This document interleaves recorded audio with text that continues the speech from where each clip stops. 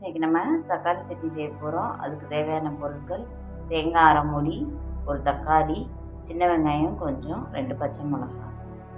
இதை இப்போ நம்ம வதக்கிக்கிறோம். ஒரு வாணலியில் கொஞ்சம் நல்லெண்ணெய் விட்டு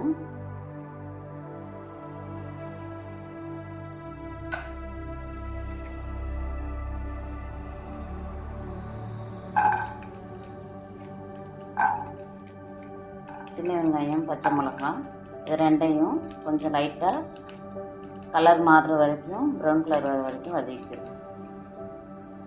இந்த மாதிரி நல்லா வதங்கியதும் நம்ம தக்காளியை போட்டு வதக்கிக்கிறோம்.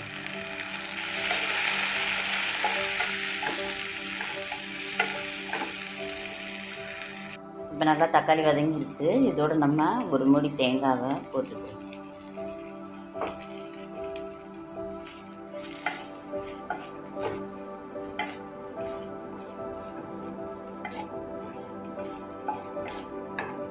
லேசாக வதங்கியதும் உப்பு போட்டு அரைச்சிக்க வேண்டியதுதான்.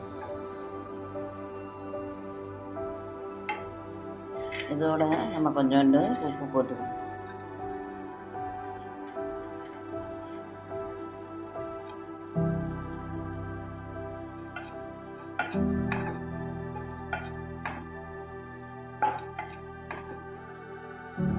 அவ்வளோதான். இது ஆறவும் நம்ம அரைச்சிக்குவோம். தக்காளி சட்னி இப்போ ரெடி ஆயிடுச்சு, அரைச்சாச்சு. கொஞ்சம் தண்ணியாக வச்சுக்கிறோம் அந்த சட்னியை. இதில் இப்போ நம்ம தாளித்ததை போடணும். இப்போ இது சின்ன வெங்காயம் போடுறதுனால இந்த சட்னி ரொம்ப டேஸ்ட்டாக இருக்கும். தேங்காய், சின்ன வெங்காயம், தக்காளி எல்லாம் போட்டு அரைக்கிறதுனால ரொம்ப டேஸ்ட்டாக இருக்கும். சட்னி நம்ம இட்லி, தோசையோடெல்லாம் வச்சு சாப்பிட்லாம். ரொம்ப டேஸ்ட்டாக இருக்கும். செஞ்சு பாருங்கள் ஃப்ரெண்ட்ஸ். கமெண்ட்ஸில் சொல்லுங்கள். ஓகே, பாய்.